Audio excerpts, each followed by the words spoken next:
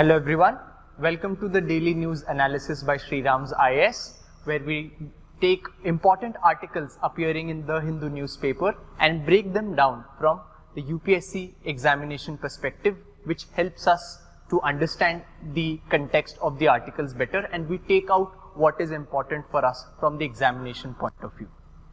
UPSC conducted its prelims examination yesterday on 5th June. Students who gave the examination, we hope the examination went well for you, and we wish you the best of luck for the future steps to come in the form of mains and interview. For students who could not clear or who are not very confident, can analyze what went wrong or what are the missing links in their preparation and take the preparation forward. For students who will be giving the prelims next year, need to also take a very keen look at the paper which appeared yesterday, and we need to analyze as to what is the approach of UPSC. The paper which appeared yesterday is touted to be moderately difficult on the lines as to how UPSC generally conducts the prelims paper every year. We'll be discussing the prelims paper one question at a time in our session as and when the relevant articles with respect to the question come into the newspaper. With this, let's start our discussion today on the important articles appearing in the newspaper. We have these important articles appearing on your screen. With this, let's take up the first article of the day. The first article which appears in the first page of the newspaper reads, 10% ethanol blending goal met, says PM.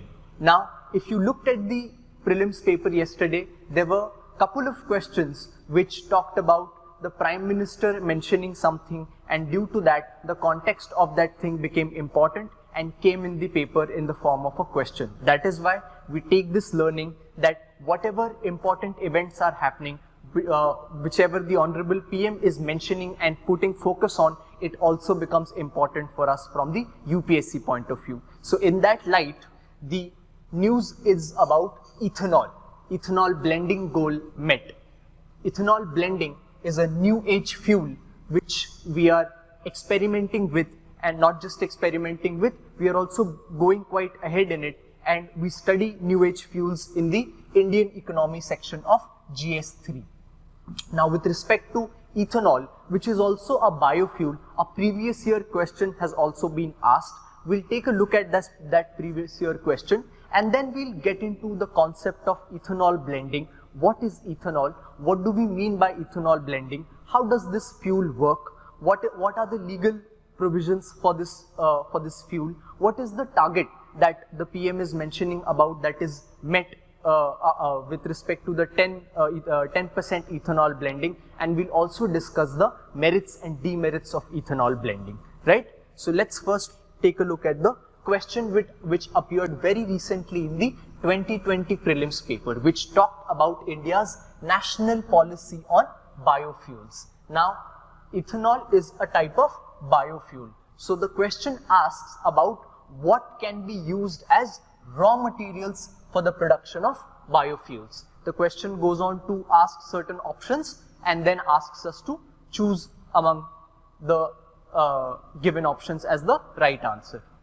So this particular question highlights the importance of the biofuels and the approach of the government towards looking at new age fuels. Do we need to mention, in the previous sessions itself, we have been discussing the need to diversify our energy sources, where our crude oil import bill is very high, our petrol diesel prices where they go high. We need to experiment with alternative renewable energy resources as well. That is why this area of diversified or alternate fuels become very important. With this, let's dive into the concept of ethanol blending. Before that, what is ethanol? What is this chemical of ethanol? So ethanol is nothing but an organic compound, also known as ethyl alcohol. So it's a spirit, right, which is produced from biomass. So when we process biomass, that is where we take out ethyl alcohol. It has a higher octane number than gasoline, or what we also call petrol or diesel, hence improves the petrol octane number.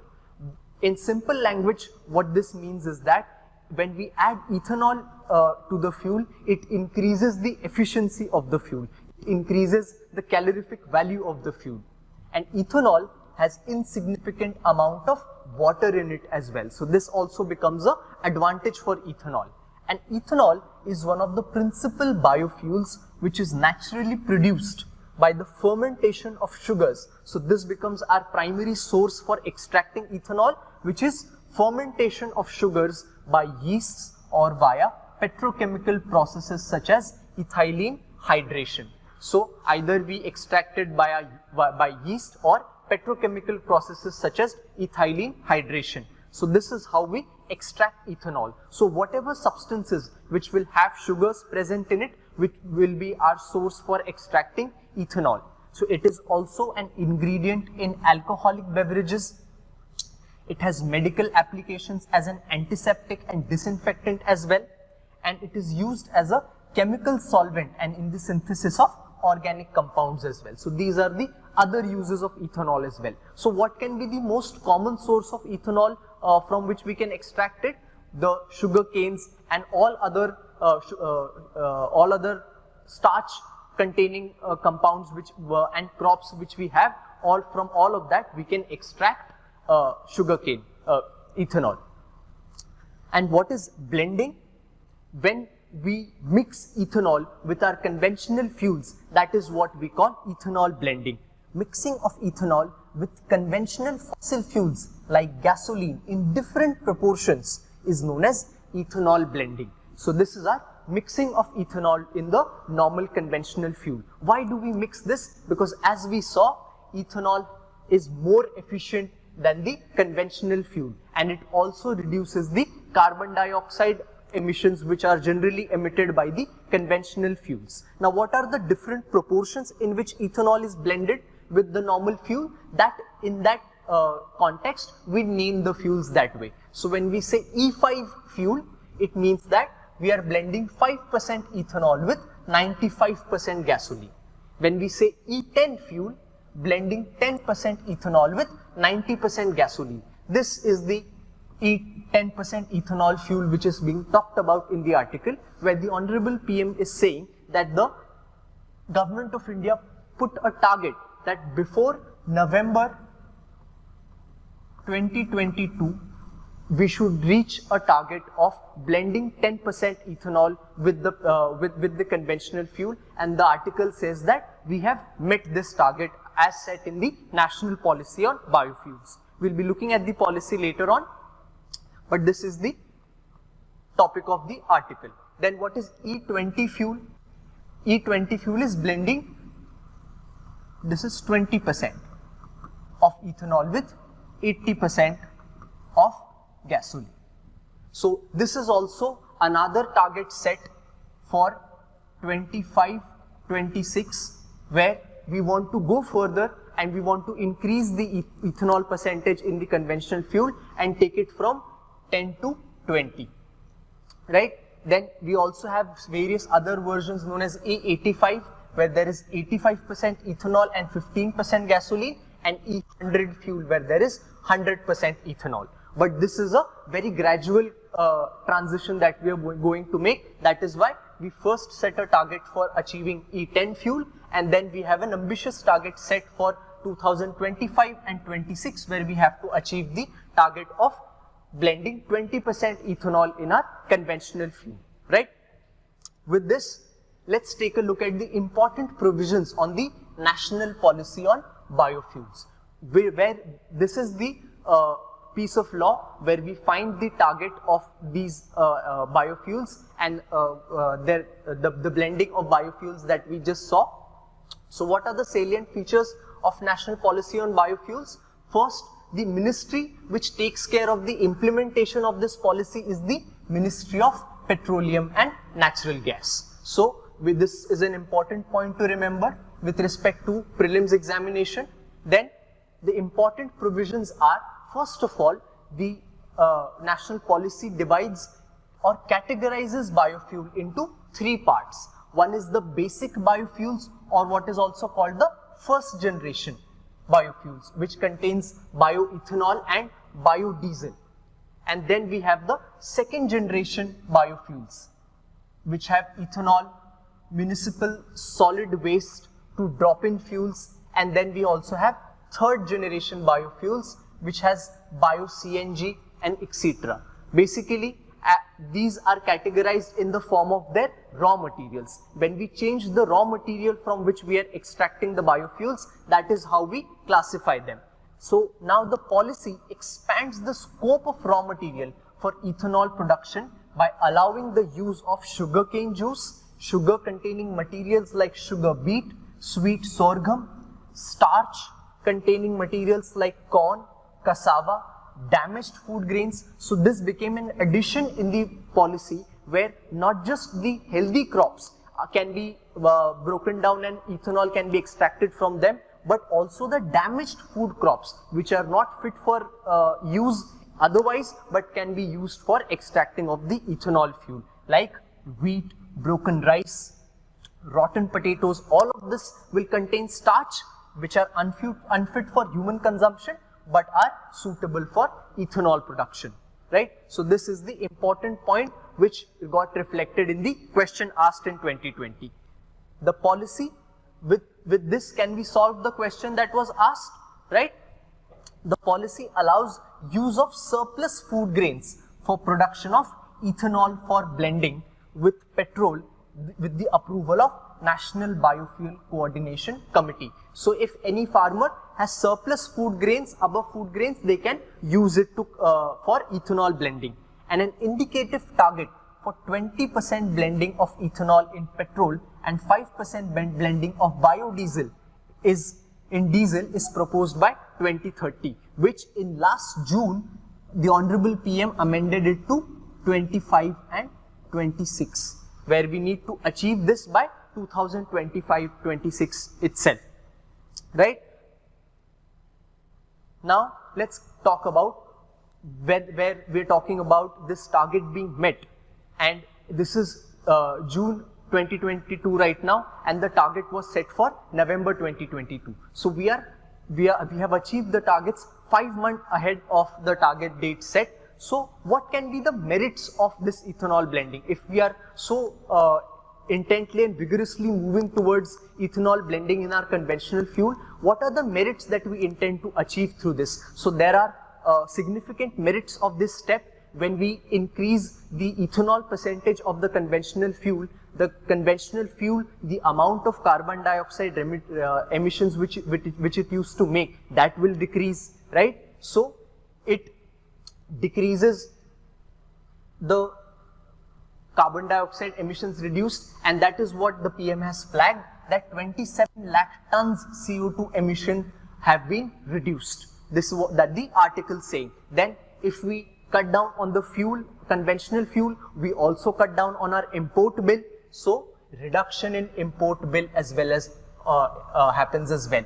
20% blend has a potential to reduce annual fuel import bill by 4 billion or 30,000 crore. This is what the PM also flagged, that by us meeting the 10% ethanol blending target, we saved forex reserve of around rupees 41,000 crore. That is the data which the PM has given. Then if farmers are growing these crops which are suitable for ethanol production, which provide the raw material for extracting ethanol, they can also earn additional income, which the PM has flagged, that farmers earned rupees around 4,600 crore due to growing crops which are suitable for ethanol production in the last 8 years during which the policy was or the target of ethanol blending was being met, right? So then complete combustion, when we mix ethanol in the fuel, blending improves oxygen content of fuel, and therefore it increases the combustion of the fuel, and better use of damaged food crops. This we saw, where if you are also facilitating to extract bioethanol from the damaged food crops, you make sure that those food crops are better used, which otherwise would have gone waste. These are now some of the merits of ethanol blending. But all is not well with ethanol blending in today's world. We do talk about finding alternate sources of fuel, but using that step, there are also certain challenges and demerits which can happen due to this step. Let's think, what can be the demerits of this step? First of all, when the engines of the vehicles which we use with conventional fuels, are they suited to ethanol? When they would be using ethanol, will they be suited? This is a major challenge which the automakers point out, that the engines have the capacity to get eroded due to presence of ethanol in them, right? This is one of the challenge. Let's also look at some of the other challenge. So first is changes in vehicle. E10 does not require much modification. That is why we have been able to transition to it smoothly. But E20 blending requires significant changes which may drive the price up. So as I said, the engines which are accustomed to work with the conventional fuel can get corroded due to the mixing of ethanol in them. And then land diversion is also a challenge, where if sugarcane is a very water intensified crop which requires a lot of water. So therefore, if farmers will grow more sugarcane, it will increase in diverting a lot of land for growing sugarcane. This is a case which is visible not in our country presently, but in United States of America, where experts are seeing that farmers for larger profits are going to towards growing these crops, diverting their land from other important crops, which also impacts the concept of food security for the country, right? Then demand supply mismatch. Bioethanol production capacity does not match the present demand by oil manufacturing companies. Then storage and uses are also a challenge, where ethanol is a highly flammable and demands added precaution in all stages from production, transportation and storages. Being corrosive in nature, which is what I was talking about, it requires addition of anti-corrosive agents. So these are some of the challenges which are posed in front of this transition from conventional fuel to this ethanol blended fuel. And the efficiency also is a challenge, where according to Niti Aayog, there will be a drop in fuel efficiency by 3 to 4% due to the addition of ethanol in the fuel.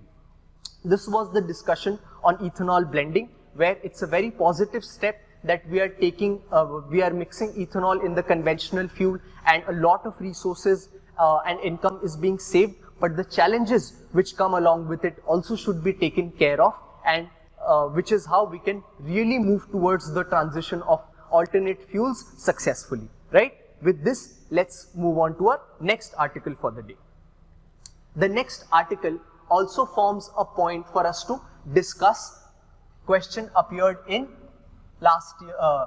yesterday's prelims. This was a question which appeared in yesterday's prelims, and with respect to the same, we have an article appearing in today's newspaper, which talks about the Cochin International Airport, and which is the world's first fully powered solar energy airport, and which is why it has saved 25 crore in units, the volume of solar energy generated by this particular airport, which is the news right now. Now, pertaining to this news, we have a question asked in yesterday's prelims which talks about the same concept. The first statement says, Gujarat has the largest solar park in India. This is the first statement. Second statement reads, Kerala has a fully solar powered international airport. Now, this is where we keep highlighting the importance of reading newspapers, where if we are adept and consistent at reading and analyzing the newspaper, such kind of questions can be easily tackled and handled. Can this be a correct statement now? Kerala, Kochi is in Kerala, so therefore second statement becomes correct. And Goa has the largest floating solar photovoltaic project in India. So first of all, what can we analyze from this question? That the upcoming renewable energy sources and the plants which are being set up for this aspect become very important. Again, this is in line with our discussion of the government working vociferously on diversifying the energy resources for the country. This is the question is in line with that. Now let's look at the other two statements. So we have 2 as the correct statement in 2 options. So therefore A and B are only among those 2 will have the right answer. We can eliminate C and D. Now among these 2 we need not focus on the third statement. We need not focus whether we know anything about the third statement or not.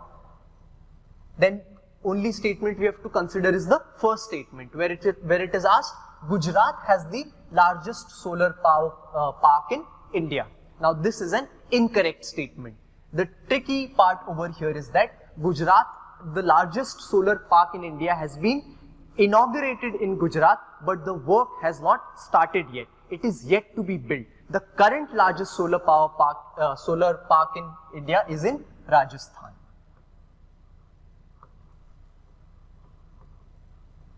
So therefore, the correct answer over here becomes 2 only. Right?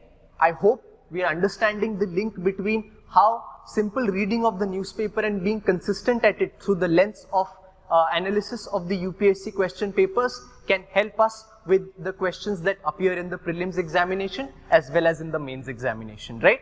With this, let's move on to our next article of the day. The next article features in the newspaper which talks about the world's first fishing cat census done in Chilika. Now what is a fishing cat? We've heard about normal cats.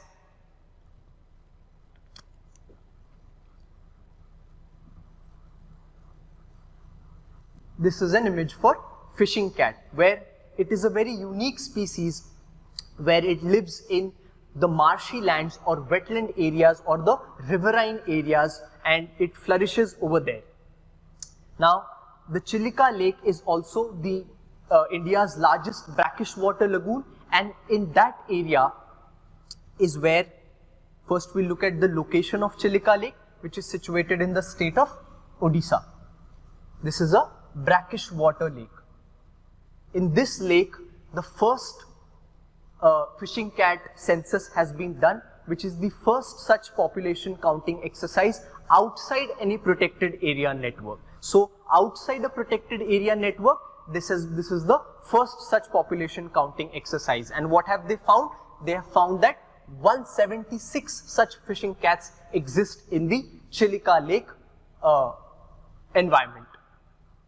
Right? The unique thing about this census that it was extremely participatory in nature, where the people who were involved in this counting exercise had local fishermen,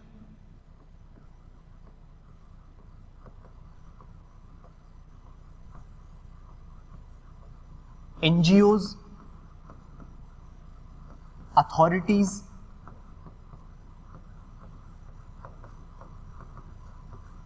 student volunteers,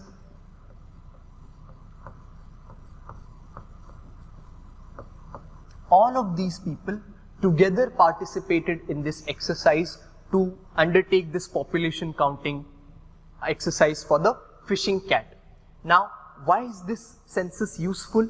Because we know that the area under wetlands is increasingly coming under the scanner, and it is decreasing due to a lot of activities, natural as well as man-made.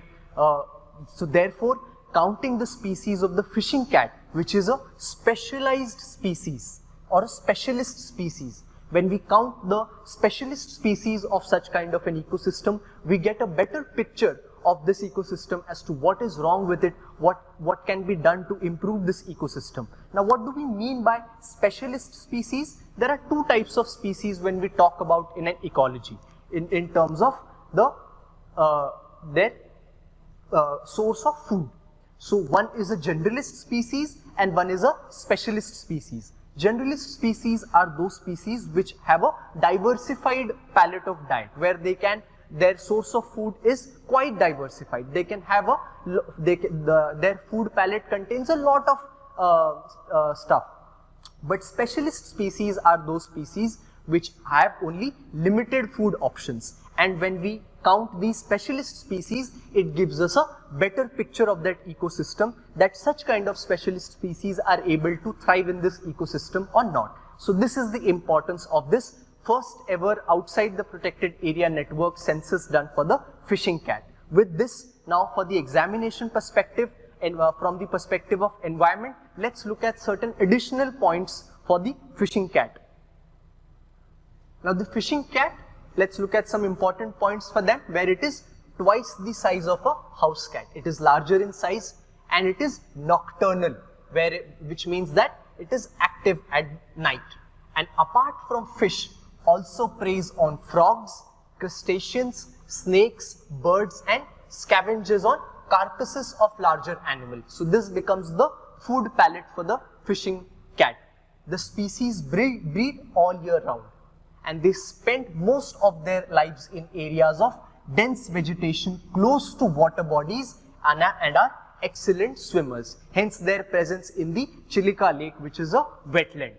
Now talking about their habitat, fishing cat is a cat specially found in the south and southeastern regions. So therefore, they are found mostly in the riverine areas, in the mangrove forests of the Sundarbans and foothills of the Himalayas along the Ganga and Brahmaputra river valleys, in the western Ghats and in the wetland areas. So these are the areas where the fishing cat is found. Then there are various threats, obviously, as with every other animals that we see, that there are threats present for fishing cat as well, where habitat destruction due to destruction of wetlands, their habitat is getting destructed increasingly. Shrimp farming, which is done in the areas of mangrove habitats, is another growing threat to their habitat. Then hunting, obviously, for their meat and skin. Ritual practices, where tribal hunters indulge in ritual hunting practices throughout the year.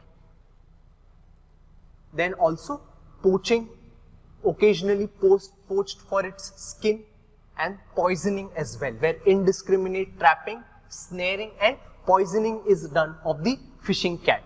With respect to the protection status in various instruments of law, it is first, when we talk about the IUCN Red List, the status for fishing cat is vulnerable, right? And in the CITES, the fishing cat appears in the Appendix 2, and in the Indian legislation of Indian Wildlife Protection Act, it is given the highest form of protection by placing it in Schedule 1. This was the important information about fishing cat, which becomes important from the perspective of prelims examination, right? With this, let's move on to our next article.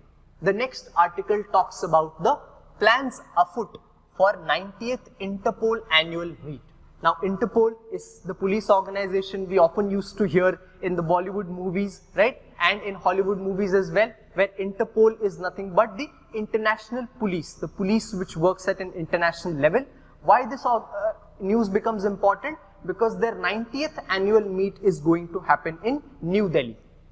And it has a bearance to the its meet happening in India, and that is why it becomes important for us to take a look at its structure and some important point with respect to the Interpol. It becomes important for us from the point of view of GS2, where we have to study important international institutions, agencies, fora and their structure and mandate. So Interpol, which works at an international level, becomes important for us that way. Let's take a look at few important pointers for Interpol, which is short for International Criminal Police Organization, right? Shortly called Interpol, is an intergovernmental organization.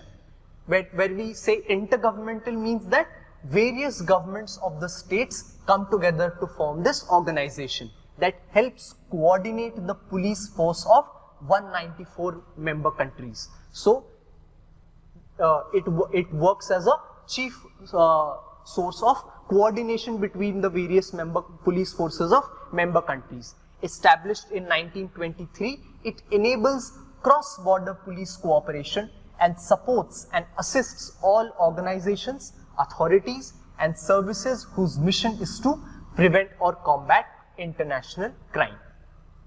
Interpol as an objective to facilitate international police cooperation, even where diplomatic relations are not present between certain countries. So their task of facilitating police cooperation goes beyond diplomatic relations. And action is taken within the limits of existing laws in different countries and in the spirit of the Universal Declaration of Human Rights, which is the international charter which enlists human rights for everyone, the Interpol's constitution, and prohibits any intervention or activities of a political, military, religious or racial character. Each of the member countries hosts an Interpol National Central Bureau. So there would be a body from each country which would represent in the Interpol international body. So which is that it is known as National Central Bureau. Which is that National Central Bureau from India? The CBI or Central Bureau of Investigation is designated as the National Central Bureau of India. Right? This connects their national law enforcement with other countries and with the General Secretariat. And where is Interpol headquartered? It is headquartered in Lyon, France. These were some of the important points that we had to take a look with respect to the Interpol. With this, let's move on to the next article for the day. Yes, this is an important fact which I'll add, is about the notices of Interpol. When we say notices of Interpol, this was also in news where recently the Interpol flagged or promulgated a red notice against the relative of Nirav Modi. So with this respect, there are different notices promulgated by Interpol, where the highest notice or notice of importance is the red notice, which is promulgated when a person is wanted for arrest. Then there is a yellow notice when it is promulgated for missing persons. Then there is a blue notice wherein some additional information is sought. Then there is a black notice, right?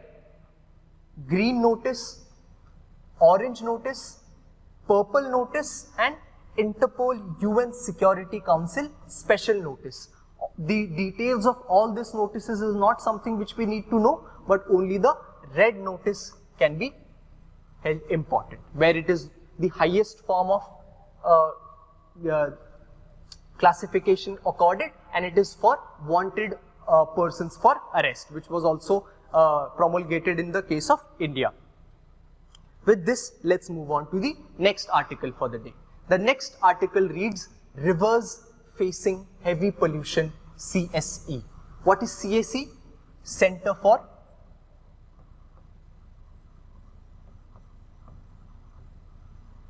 Science and Environment.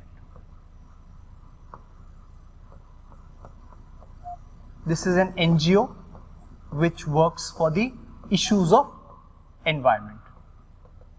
Now, Center for Science and Environment releases an annual report called as the State of India's Environment annually, which talks about the various parameters of environment, the performance of the countries and authorities on on these parameters, and what is the status on various fronts.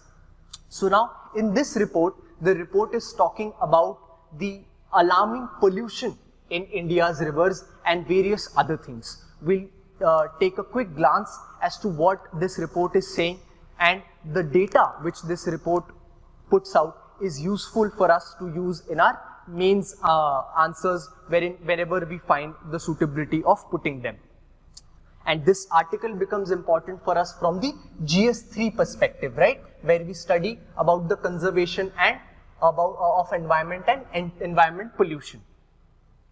Now, what are the highlights of this State of Environment Report 2022 by CSE, where it talks about river contamination? So it says that 3 of every 4 stations. What are these stations?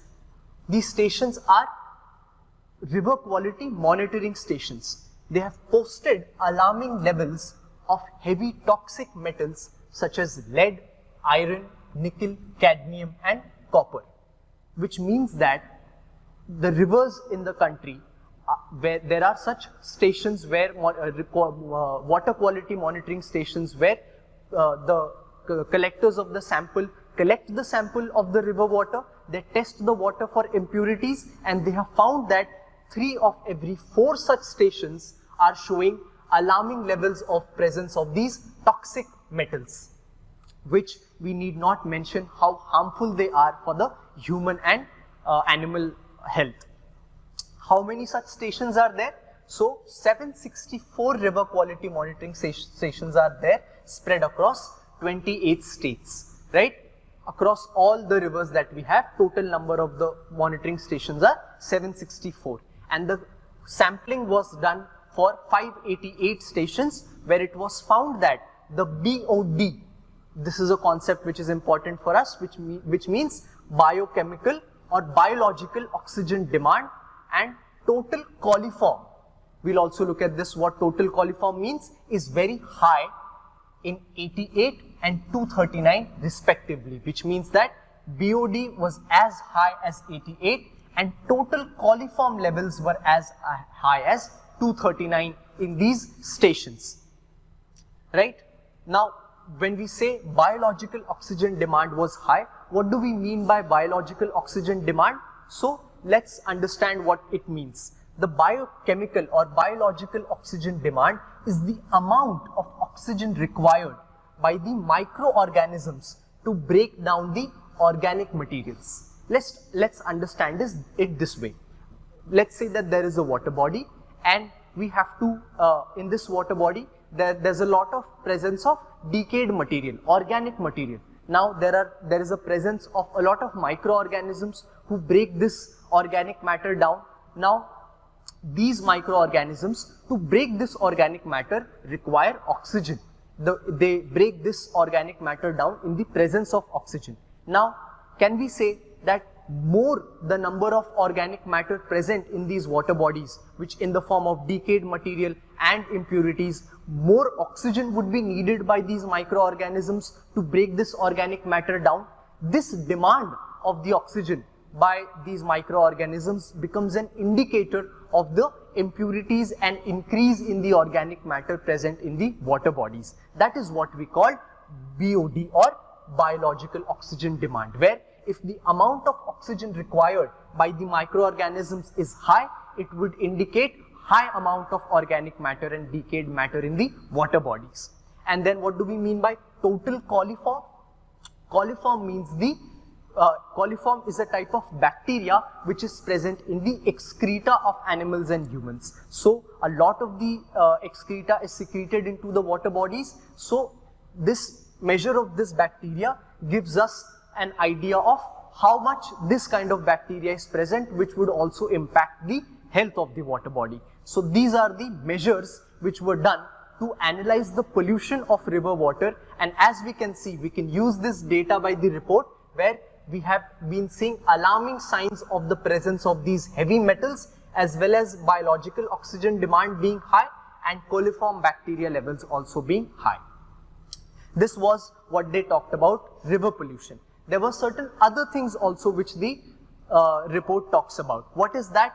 Other important topic which they tackle is coastline erosion, where the report is saying that the erosion of the coastlines, India has a upwards of 7,000 kilometer coastline which is facing a lot of erosion, and this in this erosion, West Bengal leads the race, where 60% of its coast is facing erosion, right? And we have the precious Sundarbans mangroves in this region, which are also depleting. What are the reasons for this coastline erosion? Various reasons such as cyclones, sea level rise, beach mining, building of dams near the coastline, building of harbors by altering the natural ecology of this coastline. All of this becomes the reasons for increase in the coastline erosion. This is what is flagged by the report of state of environment by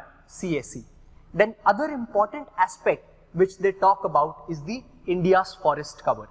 If we are regular readers of the publication of Center for Science and Environment, we can see that this is an issue they have been highlighting quite regularly about India's forest cover, right? If we have seen previous year papers, we know that questions on India's forest cover have been featured in the prelims examination, where questions have been asked about increase and decrease of forest cover in India and various states. So what the report flags out, that though there has been found an increase in forest area in the country, but we also have to take a look at what category of forests are increasing. So there are 5 categories which the State of Forest report, which is put out by the Forest Survey of India, classifies. These are various forests which are based on the percentage of canopy of these forests. So that way we have open forest,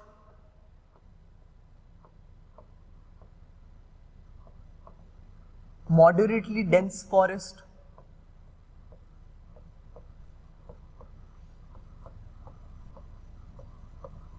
very dense forest. So as we can assume that it is in the increasing order of the canopy percentage, where open forest will have less than 10% canopy and the canopy percent will then increase. So the crucial point which the report points out is that the increase in the forest cover is mostly pertaining to the open forest areas, where the increase has been shown in the open forest category, which are generally all the commercial plantations or the farmlands which have trees in the lands, but the canopy percentage is very less. And where would be the actual forests present, where the canopy percentage would be higher and they would be the real carbon dioxide absorbers, those would be the very dense forest. And abysmally, these forests account only 3% of the total forest cover. So this is the nuance which we need to take a look at for the India's total forest cover, which the reports flags out. Another issue which the report flags out is that India has around 77.53 million hectares of forest cover, but only 51.66 million hectare is called as recorded forest, which means it is recorded under the forest department. So this means that around 20 million forest cover is being unaccounted for. This is the size more than the state of UP, and this much forest cover is unaccounted in the authorities' books. This is one other issue which the State of Environment report by the NGO Center for Science and Environment flags out. This gives us fodder material for our answers and also points which can also feature in the prelims examination. With this, we come to the end of today's discussion. We'll meet again tomorrow with the important articles in the newspaper. Thank you.